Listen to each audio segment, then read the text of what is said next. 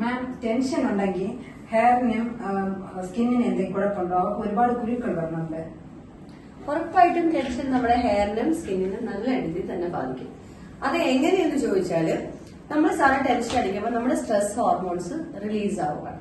അപ്പൊ stress hormones release ആവുമ്പോൾ തീർച്ചയായിട്ടും നമ്മുടെ സ്കിൻ ഹെൽത്തിനെയും ഹെയർ ഹെൽത്തിനെയും അത് ബാധിക്കും.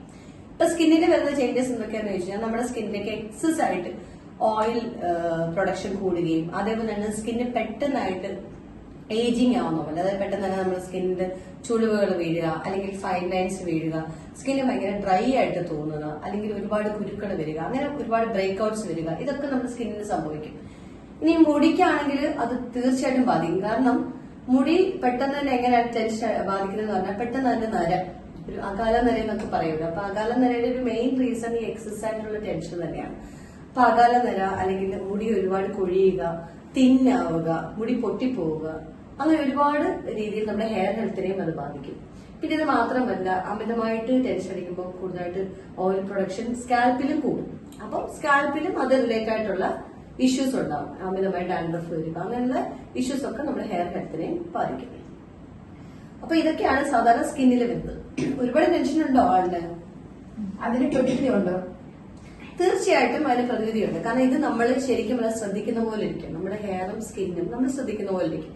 അതിന് മെയിൻ ആയിട്ട് നമ്മൾ ഫോക്കസ് ചെയ്യേണ്ടത് നമ്മൾ കൃത്യമായിട്ട് നമ്മുടെ ഡയറ്റ് ശ്രദ്ധിക്കുക എന്നുള്ളതാണ്. ഡയറ്റ് എന്ന് പറയുമ്പോൾ എല്ലാവരും ചിന്തിക്കും നമ്മൾ ഭയങ്കര ക്വാളിറ്റി ഫുഡ് എടുക്കണം എന്നുള്ള രീതിയിൽ, ക്വാണ്ടിറ്റി കൂടുതൽ എടുക്കുക എന്നുള്ളത്. അതല്ല, നമ്മൾ കറക്റ്റ് ടൈമിലാണ് ഫുഡ് എടുക്കുന്നത്. നമ്മൾ എടുക്കുന്ന ഫുഡ് ഹെൽത്തി ആണോ? ഹെൽത്തി ആണെന്ന് പറയുമ്പോൾ റിച്ച് ആയിട്ടുള്ള ഫുഡ് തന്നെ എടുക്കണമെന്നൊന്നുമില്ല. നമ്മൾ കഴിക്കുന്ന നോർമൽ ആയിട്ടുള്ള വെജിറ്റബിൾസ് ആണെങ്കിലും അത്യാവശ്യം പ്രോട്ടീൻസും കാര്യങ്ങളൊക്കെ ഇൻക്ലൂഡ് ചെയ്യും. നമ്മൾ സാധാരണ കഴിക്കുന്ന വെജിറ്റബിൾസ് തന്നെ മതി.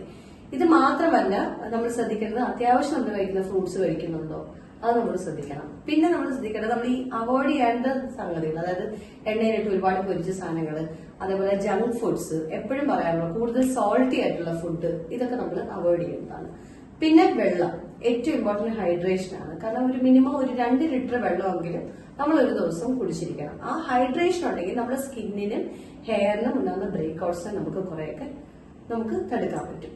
പിന്നെ ഉള്ളത് ഏറ്റവും പ്രധാനപ്പെട്ടത് ഉറക്കം. അത് ഇപ്പൊ സാധാരണ ഗതിയിൽ എല്ലാവരും നൈറ്റ് ഫുള്ള് ഉണർന്നിരുന്നിട്ട് രാവിലെ പകൽ അത്രയ്ക്ക് ഉറങ്ങുന്ന ആളുകളാണ് നമ്മുടെ ഇന്നത്തെ ഒരു ട്രെൻഡ് അനുസരിച്ച്. പക്ഷെ സാധാരണ നമ്മൾ ശ്രദ്ധിക്കേണ്ട കാര്യം, നമ്മൾ രാത്രിയിൽ 10:30ക്കും 5 മണിക്കും ഇടയ്ക്ക് നമ്മുടെ ഉറക്കം എത്രത്തോളം സൗണ്ട് ആണ്, അതാണ് ഇമ്പോർട്ടന്റ്. കാരണം ആ സമയത്താണ് നമ്മുടെ സ്ലീപ്പ് ഹോർമോൺസ്, നമ്മുടെ ഹെയർ ഹോർമോൺസ്, നമ്മുടെ ഇമ്മ്യൂൺ കോശങ്ങൾ, ഇതൊക്കെ നമുക്ക് കൃത്യമായിട്ട് അതിന്റെ ഫങ്ഷൻസ് ചെയ്യുന്നത് ആ സമയത്താണ്. അപ്പൊ ആ സമയത്ത് നമ്മൾ കൃത്യമായിട്ട് ഉറങ്ങുക, ഒരു ലൈറ്റോ അല്ലെങ്കിൽ മൊബൈൽ ലൈറ്റോ ഒന്നും ഇല്ലാണ്ട് ഉറങ്ങുക എന്നുള്ളതാണ്. അപ്പൊ ഒരു പരിധി വരെ നമ്മൾ ഈ തിരോജൻ ഇഫ്ലൂവിയം, അതായത് പെട്ടെന്ന് മുടി കൊഴിച്ചിൽ എന്ന് പറയുന്ന സ്റ്റേജിലേക്ക് പോകുന്നത് നമുക്ക് ഒഴിവാക്കാൻ പറ്റും. പിന്നെ നല്ല രീതിയിൽ ഫ്രൂട്ട്സ് ഒക്കെ കഴിക്കുക. പിന്നെ ഇത് പോകാൻ നിങ്ങൾക്ക് എന്തെങ്കിലും ഇഷ്യൂസ് ഉണ്ട്, ഹോർമോണൽ ആയിട്ടുണ്ടെങ്കിൽ അത് കണ്ടുപിടിച്ച് തീർച്ചയായിട്ടും നമ്മളതിനെ ടാക്കിൾ ചെയ്യേണ്ടിയിരിക്കുന്നു. ഇത്രയാണ് നമ്മൾ പ്രതിവിധിയായിട്ട് ചെയ്യേണ്ടത്. ഇനി നമ്മൾ ശ്രദ്ധിക്കേണ്ട ഒരു കാര്യം, ഒന്നെങ്കിലും നിങ്ങൾക്ക് ഒരുപാട് സ്ട്രെസ്ഡ് ആണെങ്കിൽ നിങ്ങൾ സാധാരണഗതി നമുക്ക് സ്ട്രെസ് റിലീഫ് ഹോർമോൺസ് ഉണ്ട് നമ്മുടെ ശരീരത്തിൽ. അത് സെറട്ടോണിൻ, ഡോപാമിൻ, അതേപോലെ തന്നെ ഓക്സിറ്റോക്സിൻ, എൻഡോർഫിൻ, ഈ 4 ഹോർമോൺസ് നമ്മൾ സ്റ്റേബിൾ ആയിട്ട് മാനേജ് ചെയ്യാനായിട്ട് ശ്രദ്ധിക്കണം.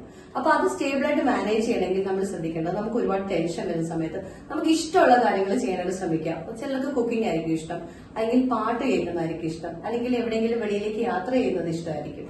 അപ്പൊ നമുക്ക് ഇഷ്ടമുള്ള കാര്യങ്ങൾ ചെയ്യാനായിട്ട് ശ്രമിക്കാം. ഇനി നമുക്ക് ടെൻഷൻ കുറയും എന്ന് തോന്നുന്നു, അല്ലെങ്കിൽ നമുക്ക് ഒരുപാട് ഇഷ്ടമുള്ള ഒരാളോട് സംസാരിക്കാനായിട്ട് ശ്രമിക്കുക, അല്ലെങ്കിൽ അവരോടൊപ്പം സമയം ചെലവഴിക്കാനായിട്ട് ശ്രമിക്കുക, ഇഷ്ടമുള്ള രീതിയിൽ ഭക്ഷണങ്ങൾ കഴിക്കുക, നമ്മൾ ഇന്ററാക്ട് ചെയ്യാൻ ശ്രമിക്കുക. പിന്നെ മെഡിറ്റേഷൻ, യോഗ, ഇതൊക്കെ നമുക്ക് സ്ട്രെസ് റിലീഫായിട്ട് നമുക്ക് കാണാൻ പറ്റുന്ന നമുക്ക് ഫോളോ ചെയ്യാൻ പറ്റുന്ന ഒരു മാർഗങ്ങളാണ്.